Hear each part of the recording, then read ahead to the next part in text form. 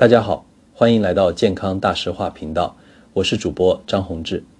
退休后的这几年我常常坐在公园的长椅上，看着来来往往的老人家，心里总在琢磨一个问题：在生命的黄昏时刻，我们这些上了年纪的人，内心深处最害怕的究竟是什么？是癌症吗？是失智吗？还是辛苦一辈子攒下的养老金被诈骗集团骗光？其实看多了你就明白，这些固然可怕，但都不是最让人感到恐惧的根源。我们最怕的其实是失去对自己生活最后一点点的掌控权，是眼睁睁看着自己变成一个不得不依赖他人、被别人的节奏推着走的累赘。当我们传统观念里的孝顺变成一种无形的枷锁，当我们渴望的陪伴带来了无尽的内耗，我们是否还有勇气选择一条看似孤独却能通往真正自由与尊严的道路？我们这一代人从小受的教育都是讲究养儿防老，觉得三代同堂、含饴弄孙才是老年生活最温暖的港湾，也是我们奋斗一辈子的终极目标。但今天我要跟各位分享一个发生在我们身边的真实案例，这个案例故事可能会颠覆很多人的既定认知，甚至让一些传统观念比较重的朋友感到不舒服，但我保证它无比真实。因为有时候最高品质的晚年生活恰恰是从挣脱这个所谓温暖的港湾开始的。这个故事的主角是一位68岁的退休资深记者曾先生。曾先生年轻时在台北的一家大报社跑副刊，专门写家庭伦理、孝道传承这类的文章。他写了一辈子家和万事兴，坚信血浓于水，家庭是抵御人生风雨的最终堡垒。他原本以为自己退休后的生活会像他笔下描绘的那样，在儿孙绕膝的天伦之乐中安详度过。然而退休后的第3年，现实给了他一记响亮的耳光，让他发现自己错了，而且错得离谱。他所歌颂的天伦之乐，在现实的柴米油盐和2代人的观念差异里，变成了一场无休无止的天伦之战。那天是个周五，台北的天气闷热的让人透不过气。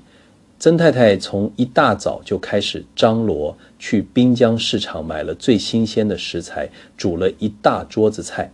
因为儿子佳明和媳妇慧茹要带着7岁的孙子小宝回来吃饭，这本该是一周中最温馨的时刻。可当大家坐上饭桌，那气氛比客厅那台用了10年的老冷气吹出的风还要冷。起因很简单，也很现实。媳妇看上了一辆新的休旅车，觉得现在开的那辆国产小轿车带孩子出门露营不方便，后车厢连个脚踏车都放不下，去宜兰住民宿还得塞得满满当当。但儿子佳明觉得车子还能开，没必要花这笔大钱，毕竟现在大环境不好，公司也没有发年终，甚至还有裁员的风声，他想多留点现金在手上，以备不时之需。媳妇觉得委屈，筷子往桌上一放，语气里带着埋怨说：爸，您给评评理，小宝现在多大了？每次周末去个宜兰还是花莲，车子里挤得要命。我同事家孩子比小宝还小，都开上进口7人座了，又宽敞又安全。我这不是为了自己享受，我是为了孩子。佳明一听这话，火气也上来了，立刻顶了回去。又是同事，你能不能别老跟人比？那辆车落地要200多万新台币，我们每个月房贷、车贷加上小宝的双语幼儿园学费，压得我气都喘不过来。你算过吗？爸妈年纪也大了，身体也不比从前，万一有个什么急用，我们手上没钱怎么办？这一句话就把一直低头吃饭的曾先生和太太也拖下了水。曾太太赶紧打圆场，说吃饭时间别说这些扫兴的话，车子的事慢慢商量，总有解决的办法。可媳妇眼圈红了，觉得丈夫是在指责她花钱大手大脚，不懂持家，加名声亮一高，小宝吓得哇哇大哭。曾太太赶紧放下碗去抱孙子，曾先生夹在中间，看着眼前这一片狼藉，只觉得太阳穴突突直跳，胃里一阵翻江倒。还晚餐前刚量过的血压是145，此刻他感觉起码飙到了180，心脏像是要跳出喉咙口。这就是曾先生退休后的日常写照。他在报纸上教导无数家庭如何和睦相处，是人人尊敬的专家，但在自己的家里却像个束手无策的消防员，每天奔波于各种情感的火场，灭完这场，那场又起。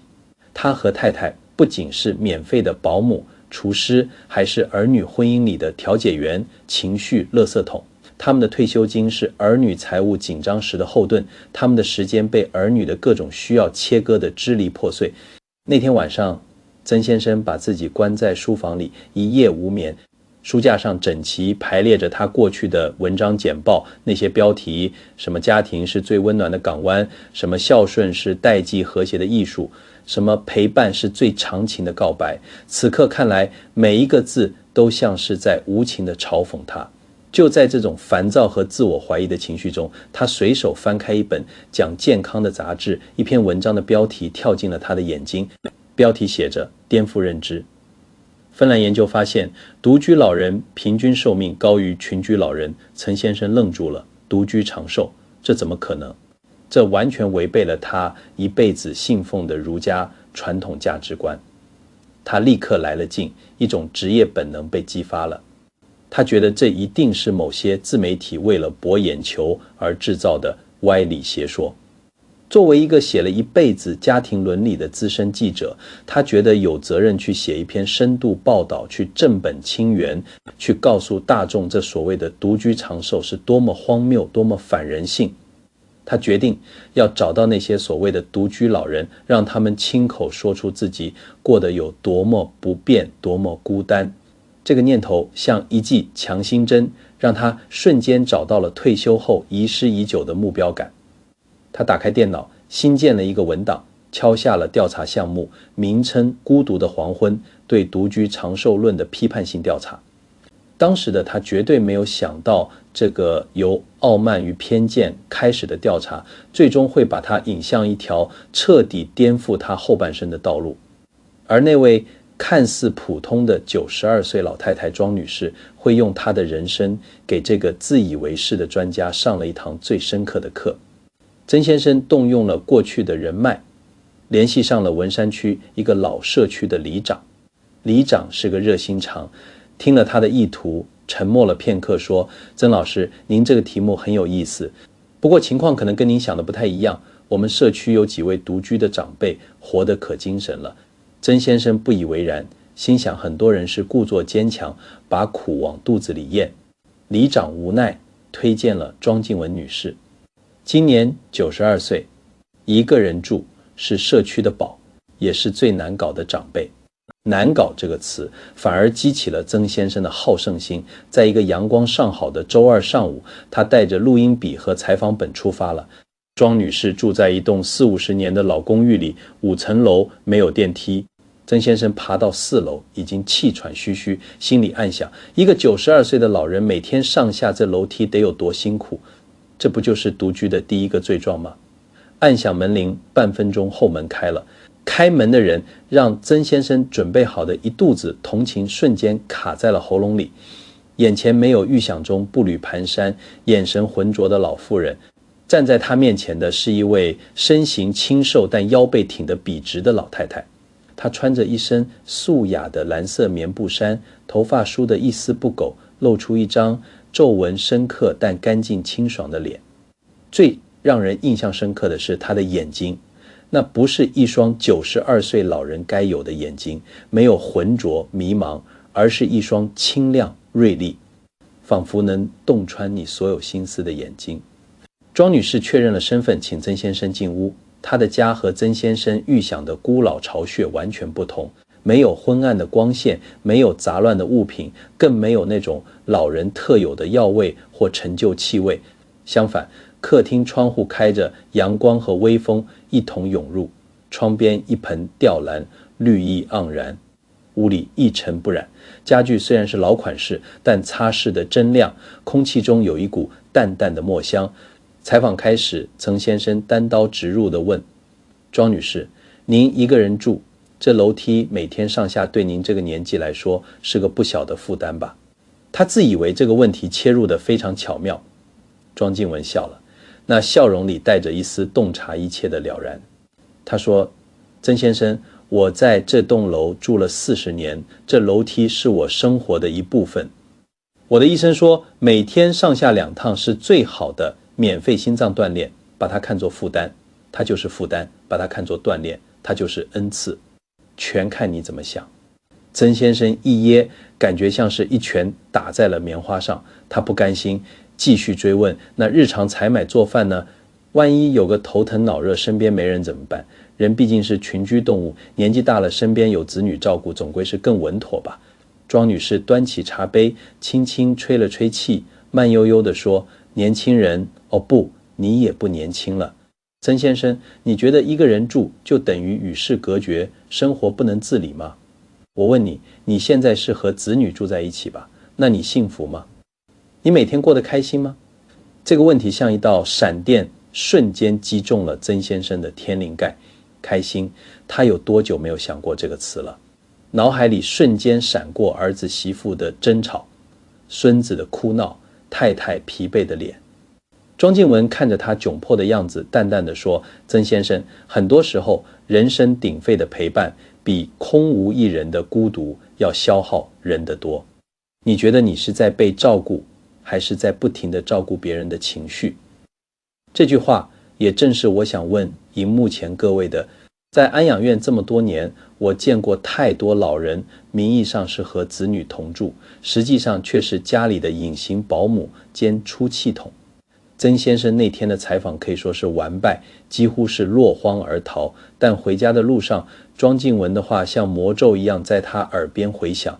当他推开家门，看到儿子和媳妇又因为周末回谁家吃饭而冷战时，那种强烈的对比，一边是宁静致远的书房墨香，一边是硝烟弥漫的家庭战场，让他第一次对自己的调查产生了动摇。他开始意识到，他面对的可能不是一个需要被揭穿的谎言，而是一个他从未理解过的全新世界。于是他改变了策略，不再是批判者，而是变成一个谦卑的学习者。经过长时间的接触和观察，他终于挖掘出了庄静雯女士长寿与平静背后的5个真相。这5个真相不仅改变了曾先生的后半生，我相信也值得我们每一位台湾的中老年朋友深思。这第一个真相，我把它称为捍卫精神主权。什么叫精神主权？简单说，就是你的情绪、你的思想、你的内心世界只属于你自己，不被任何人、任何关系所绑架和侵占。曾先生亲眼见证了庄静雯是如何捍卫他的精神主权的。有一次他在庄女士家，他的小儿子阿强打来电话，希望周六母亲能帮忙带一下孙子乐乐，因为夫妻俩要去参加婚礼。换作一般的台湾阿公阿嬷，面对这种请求，大概率会满口答应，甚至觉得这是一种含饴弄孙的乐趣，是被需要的证明。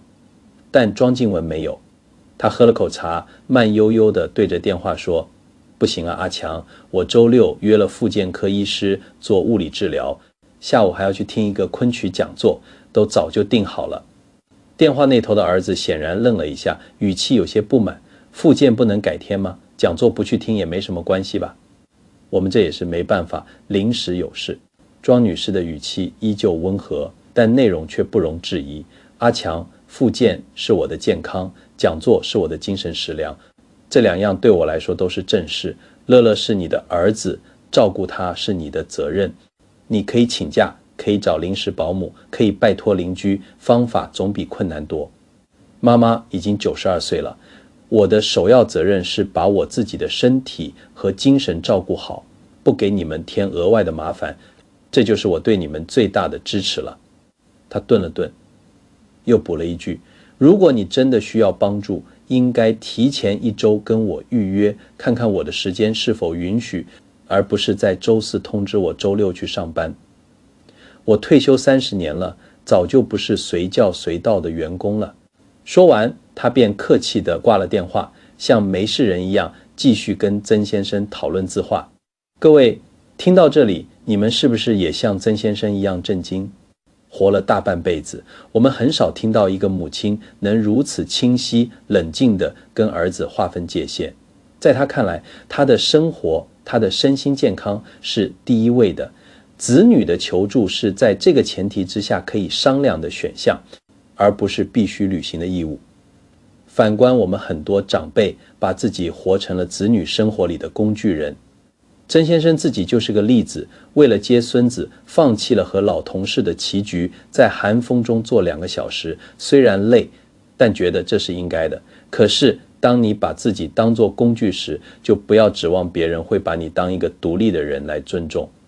庄敬文的长寿秘诀首先就在于此，他从家庭内耗中抽离了出来，不再为子女的情绪负责，心静了，身体的负担自然就小了。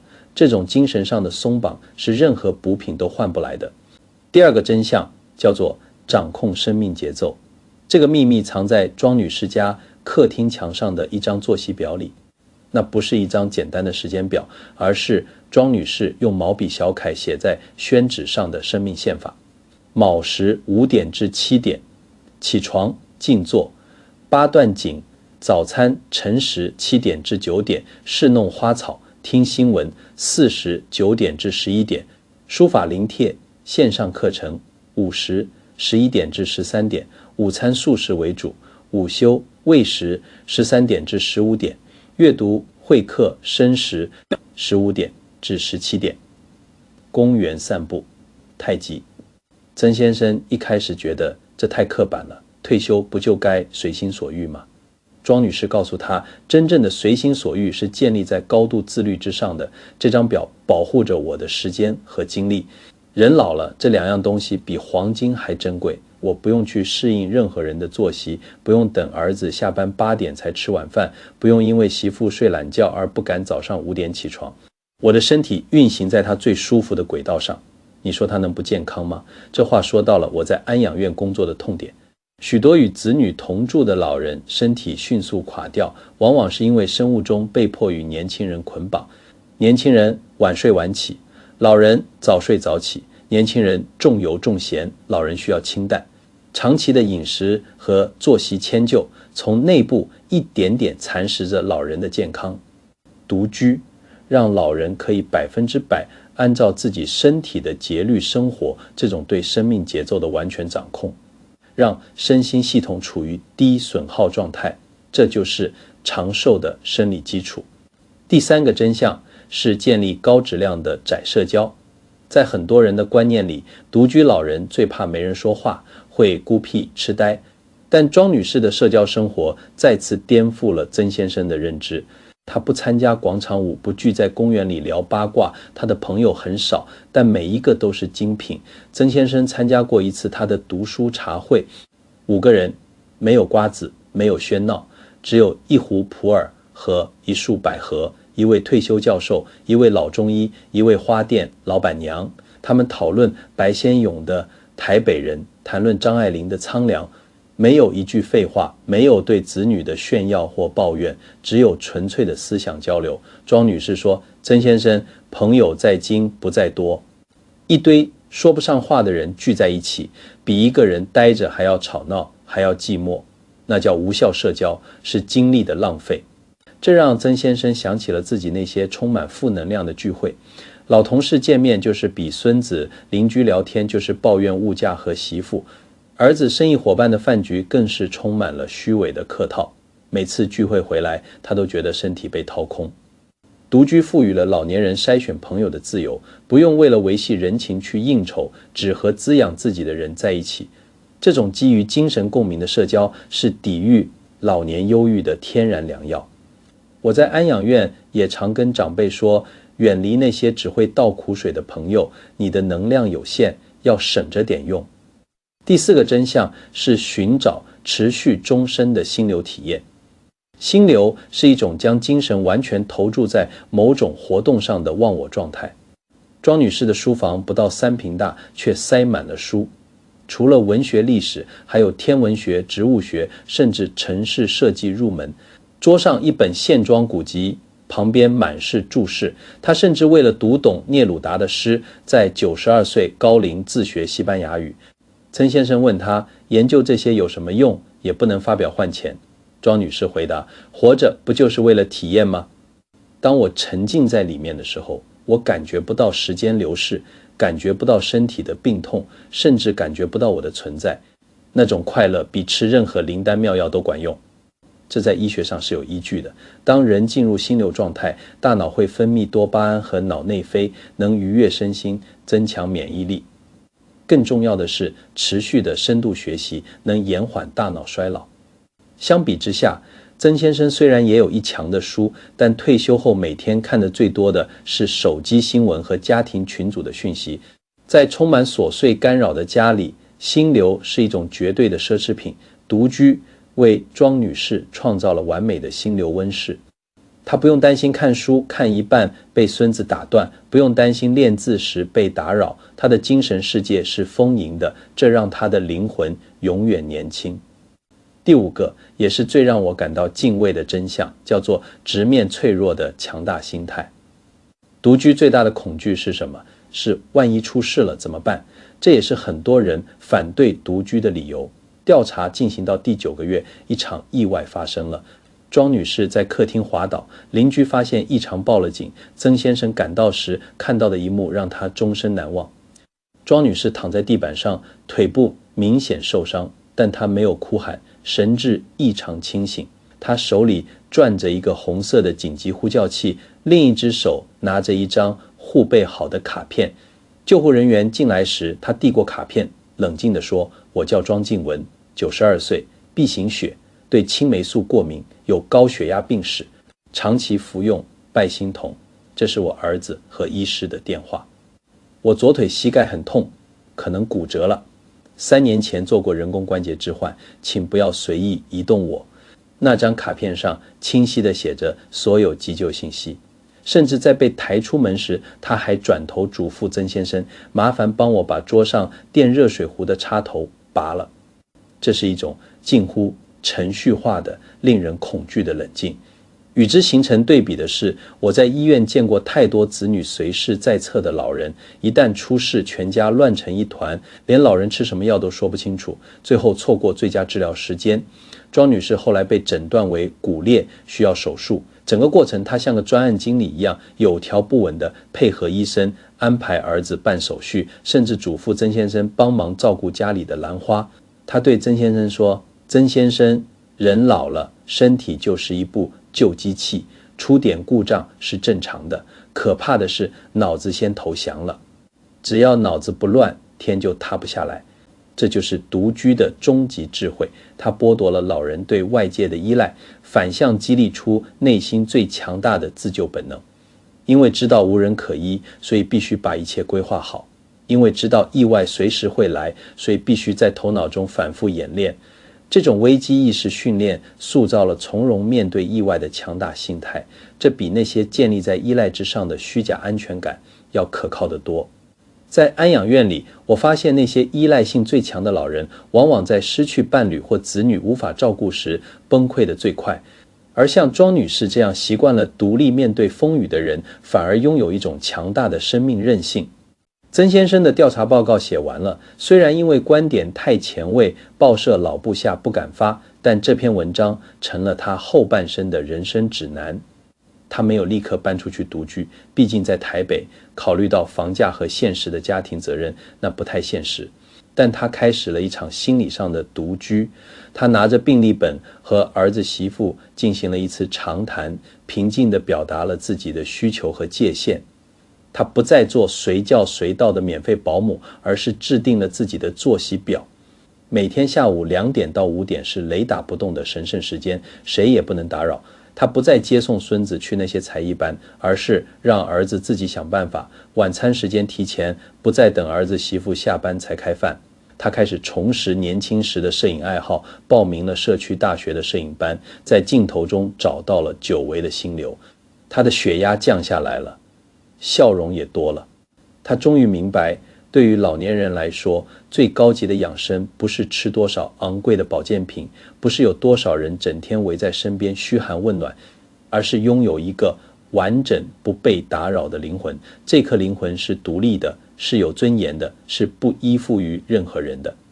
朋友们，听完曾先生的故事，不知道你们有什么感想？我们一直以为通往幸福晚年的路是越走越热闹，家里人越多越好，但庄女士用她92年的人生智慧告诉我们，这条路或许是越走越安静，越走越回归内心。